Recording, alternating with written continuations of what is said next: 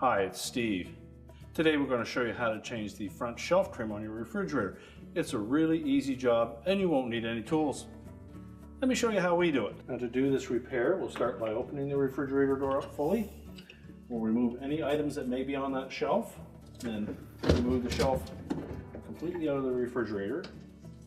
And if your glass is still intact, we'll allow that to come to room temperature before we attempt to remove the old trim. Now if the trim is still on your shelf, to remove the old one, we're simply going to rotate it forward. So just grasp one end of it, lift up on it, rotate it away from the glass. And then you can leave it engaged with the rear trim. And we're simply going to peel that trim off of the wire shelf. Just push it away from the opening and discard it. Now when installing the new one, we'll want to make sure that we have it on properly. So when it's finished position, we want the short edge of that trim to be facing down away from the glass and the long edge towards the glass. So once we've determined that, we're just going to roll it underneath that metal frame.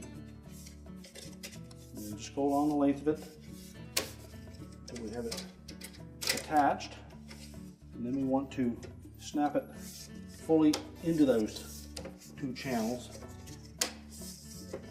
And that will expose the area where the glass will fit into. So once we have that snapped on there firmly, we can then pivot the glass into position, center it, and we're just going to rotate that trim so that the long edge of that trim slides right over top of the glass and locks in place. And then we can slide the shelf back into the refrigerator.